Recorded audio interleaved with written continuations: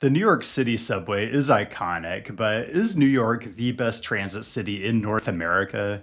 It's actually a legitimate question, and for a while now, I've had the idea of making a video comparing American cities to Canadian cities in terms of transit ridership because the differences are usually pretty stark. I did a bit of this in my Edmonton video last year, but there's a broader dynamic that's worth talking about. And as I considered different ways of approaching this, one assumption I had was that New York is such an obvious outlier, it wouldn't even be part of the conversation. Well, plot twist, a month ago, the following exchange transpired on my BlueSky feed. Person 1 posts a table showing the average daily ridership in 2024 for the top US metro areas. Person 2 was bored, divided by metro area population to get a per capita number. Person 3, those numbers are dismally low by the standards of world cities, including Vancouver, BC. Person 4, actually a friend of the channel, geez, Vancouver is above New York in terms of ridership per capita. Well, I'm not a huge fan of taking the things I see on social media on faith, so I had to go find the data and convince myself, which is kind of one of the animating ideas behind this channel. A key question at this point, why does any of this matter? Well, for some of you, a city where more people ride transit more often is self-evidently a better city. For everyone else, though, I'd just point you to this figure from the New York City Planning Department that I shared in last week's video, which shows that an overwhelming majority of people commuting into Manhattan take transit. And then I'd have you consider, if all of those people had to drive for their commute and park somewhere instead, whether Manhattan could even be Manhattan at all. Methodology. One thing I noticed about those BlueSky posts is that they were really comparing apples and oranges. The numbers for New York are average daily, and the numbers for Vancouver are average weekday, and weekday is always going to be higher. So I did something much simpler. I just wanted to look at total ridership for all of 2024 for all transit services within a metro area, divided by the population of that metro area. Simple in concept, trickier in practice. The National Transit Database is rock solid for US numbers. Canada is trickier. I did have to rely primarily on PDF reports from the American Public Transportation Association, but those are incomplete, so I had to do more digging, which we'll talk about as we go through. And then I never like to talk about quote-unquote North America without including Mexico. And I did find pretty good data for Mexican urbanized areas, so that's going to add another layer of interest to all of this. Okay, that is the setup, so let's get into it. And I'm going to count these down in order of transit ridership per capita, and I'm doing 15 just because it makes for a more interesting, diverse list. And let's start with a bang because number 15 is Chicago. Now remember, as we go through this, it's by metro area because that's the way transit systems are usually organized. If there was a way to do this by city, I suspect Chicago rates much higher because the city proper is relatively transit dense, and I want to give you some example headways to show why these are great transit cities. The Blue Line L every 2 to 8 minutes a lot of the day and runs 24 hours. 14, Seattle-Tacoma, an average of 41 transit trips a year per capita. Remember, we're aggregating ridership for every mode here, which the NTD makes extremely easy. I'll focus on Sound Transit's Link, even though it carries less than half the ridership that King County Metro buses do, just because trains are cool. Line 1, 8 to 10 minute headways most times, but starting March 28th when the Cross Lake Line 2 enters service and interlines with Line 1, you're gonna have 4 or 5 minute headways between Linwood and downtown Seattle, so expect Seattle to keep moving up this list. 13, Monterrey, Mexico. I'm gonna let you know what was included in the Mexican data. For Monterrey, it's the Metro Ray, which is the city's light metro system, currently 3 lines and expanding to 6 in the not too distant future. And the Transmetro, which is the city's BRT system, which has, I believe, like 29 routes throughout the city. My caveat here is, I think there's actually much more local transit service that doesn't show up in the Mexican data, so Monterrey may be underrated here. Anyway, you'll get a train every 5 minutes on the Metro Ray, and it has the best name of any service on this list. 12, Washington, D.C. and surrounds, 52 trips a year per capita. Lots of different services here, but the metro is the most obvious. Several of the lines run every 6 minutes or even better most times of day, so super solid if you live along one of the better ones.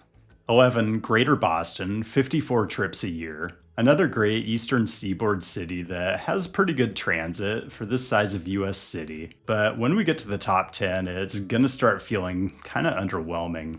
The best of Boston transit, probably the Red Line T, which you can get every 4 or 5 minutes, most times of the day you need it. Really, all the metro areas I'm mentioning here have pockets or corridors where you're gonna have very good transit service. We just need more of it everywhere. 10, the San Francisco-Oakland metro area. Lots of different services. The BART is the workhorse. Individual lines as frequent as every 8 minutes or so, but depending where you are and where you're going, the interlining can make those headways much shorter.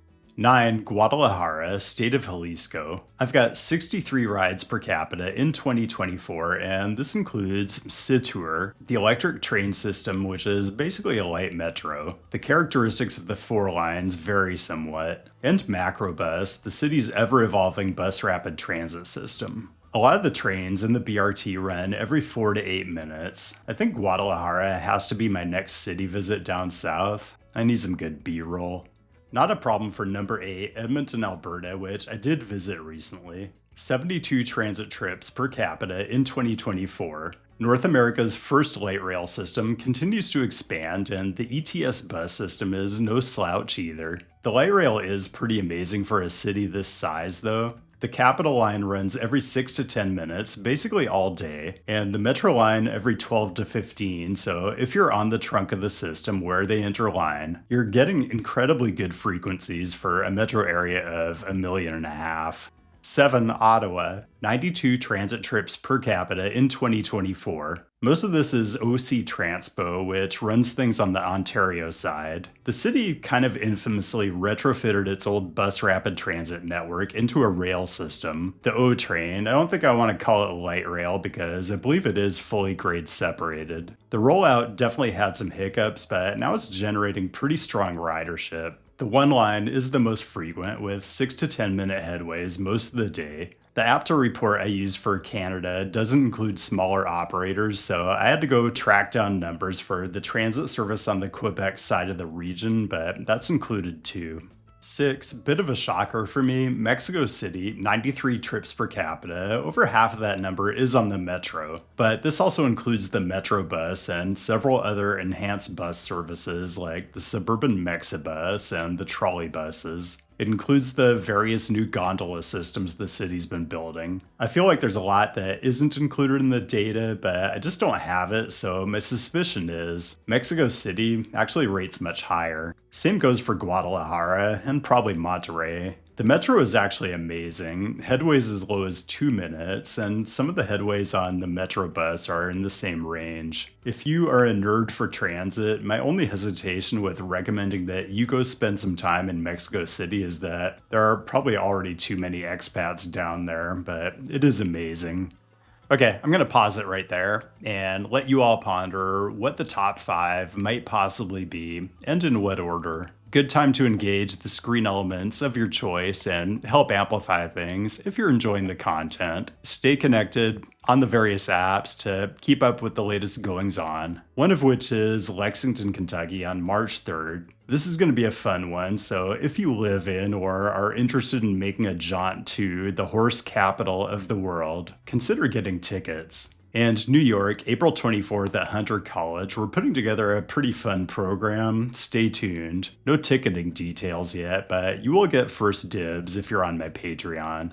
So, spoiler alert, this ends up being kind of a love letter to Canada, which I think is entirely appropriate in the year of our Lord 2026. One bit of criteria I didn't mention, I focused on metro areas around 1.5 million or so and up. I didn't want to get into like college towns, but just know that if I lowered the population threshold, other Canadian cities make this list too. Winnipeg, 80 rides per capita in 2024, and Victoria, BC, 67 rides would make it here. Probably Quebec and like Halifax, but APTA doesn't list them. Also have to give a special mention to Leon, Mexico, which the data says did 106 rides per capita in 2024, which would be higher than Mexico City. I just didn't buy it. Leon does have a solid BRT system, but also it suggested in the data that the ridership is for the whole state of Guanajuato, which has a lot going on besides just the city of Leon, but it probably belongs on this list somewhere. I'll just give you one dishonorable mention. The worst large US metro area, say over 5 million, in terms of transit ridership in 2024. And there are several bad ones, but the lowest performing is Dallas Fort Worth, 7.5 transit trips per capita in 2024. Just hostile. Let's go to number 5, Calgary, Alberta, 97 rides per capita in 2024. This is a city I'm super interested in checking out. I haven't been in decades. Like, I don't even remember them having light rail at all, but at some point, they managed to surpass their pioneering neighbors to the north. Almost 100 million rides on C-Train alone in 2024, and why not? 5-minute headways at busy times of day and every 10 the rest of the time. I'd probably visit just to finally get some of my own B-roll. For Montreal, but there is a lot of space separating Montreal from Calgary. We're not only in triple digits now, we're all the way up to 149 rides per capita here. B-roll, not a problem since I did a whole city visit video there. Total number for Greater Montreal includes a couple suburban agencies and EXO, the regional rail system, but the lion's share of ridership is on STM services, including the Montreal Metro. Just to give you a sense, the Green Line every 2 to 5 minutes at busy times, 3 to 8 minutes off peak, 6 to 10 minutes on weekends. But really, great transit is just scratching the surface of how good a city this is. Go visit if you can swing it. 3, it took a while for me to convince myself Vancouver has higher ridership per capita than Montreal. It's a distant third behind Montreal among Canadian cities in terms of metro area size, but I think the numbers are right. And this is all from one agency, TransLink. I'm not sure what the next highest ridership agency in the Vancouver area would be. Let me know what you think down in the comments. I don't think it would be enough to get Vancouver to number 2, but these are huge numbers for a North American metro area of 2.5 million. I'm focusing on SkyTrain because trains are sexy, but just know that TransLink's bus network carries a lot more passengers. I'll give you Expo Line as an example, but all the SkyTrain lines have great frequency. Every 2 to 5 minutes at busy times, every 6 to 8 most other times you'd ever want to use it. Just incredible stuff for a city this size, and I didn't even mention how compact Vancouver is, not just downtown, but some of the station areas. Land use is a huge part of ridership too. 2, Toronto, 165 trips per capita in 2024. Again, APTA does not give you anything like the breadth or depth of transit data you get from the NTD. It gives you Metrolinx, which runs the GO Transit regional rail system, and it gives you York and Mississauga. I had to hunt down a couple other suburban services like Brampton and Durham. It doesn't move the needle that much because TTC is really the 800-pound gorilla. There is a lot you can quibble over with Toronto's transit. They build a lot of stuff that isn't heavy rail that probably should be. But for today, let's just appreciate the good. Line 1, every 2 to 3 minutes at busy times, every 4 or 5 minutes off peak. Really elite service. Okay, before we get to the mildly unsurprising number 1, let's step back and get a little bit of global perspective. The point that North American numbers are slightly underwhelming compared to other global superstar cities still stands. I'll just give you Paris, not the highest in the world, but an interesting comp. The RATP gives you trams, buses, the RER regional trains, and of course the Paris Metro, all over the Greater Ile-de-France region. All told, 3.1 billion trips in 2024 divided by a metro population of about 12 million. That's a little over 250 transit trips per capita. which is quite a bit more than our number one, New York, but it's no slouch. 180 trips per capita in 2024. This includes a lot of different agencies and services, 3 different regional rail lines, local buses, regional commuter buses, quasi-BRT, light rail, water taxis and ferries, including by far the busiest ferry on the continent,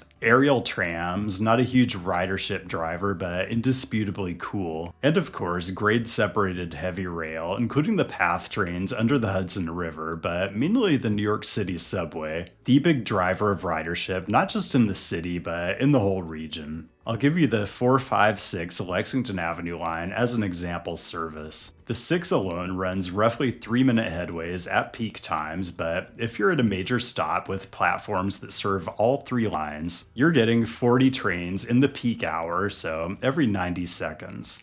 So New York, number 1 in 2024, but 3 Canadian cities not too far off the pace, and I suspect I'm underrating Mexico City by quite a bit. There really are great transit cities on our continent. Don't let the haters tell you different. It's honestly pretty frustrating that we find ourselves in a time where it feels like the people who occupy the North American continent are more divided than ever. I actually find solace in the idea that the continent itself has existed in one form or another for billions of years, and is likely to exist long, long after the current moment. I recently got a good chance to meditate on all this thanks to the amazing piece of content I want to recommend. It's the oldest and newest places on Earth from creator Joe Scott. The simple description is, it's a feature-length quest to identify and travel to the oldest and the newest rocks on Earth and stand on them. But what you really get is something multi-layered, kind of like the rocks themselves. You get the adventure of traveling to some of the most inaccessible, inhospitable places on our planet. You get to engage with how climate change is impacting these regions. You learn about people who inhabited lands like Canada's Northwest Territories and Hawaii's Big Island millennia before European settlers showed up. And you get to nerd out with geologists and learn about rocks. It's really the best kind of content, multifaceted in a way that while it entertains you and you learn new things along the way, it really reveals to you the vastness of not just the geography of the planet, but the time scale of it. Oldest and Newest Places on Earth from creator Joe Scott is a Nebula original. It's exclusive to the platform, and it really represents the best of what Nebula does. Because you can definitely come to Nebula for great city planning, architecture, and engineering related content. And Joe Scott's stuff is adjacent to that, but more than that, he knows how to organize his ideas into a great story. And that's kind of what you'll find on the platform, whether it's culture, science, comedy, or current events. Nebula is gonna have you covered. For me, being on the platform has been absolutely essential in terms of growing my channel and connecting with new audiences. So when you subscribe, yes, it means you get my content early and ad-free, but also subscribing really helps support what I do in a sustainable way, and it's also an investment in continuing to make the Nebula streaming experience itself better and better. Because yes, Nebula is kind of like Netflix for people who have an unhealthy fixation on trains, but on a deeper level, it's a home base for content that's a little more thoughtful, that's created by humans for humans, which I think is more important than ever. And there's a pretty big idea behind all of it, raising the level of the entire platform and growing it into a prestige streaming service.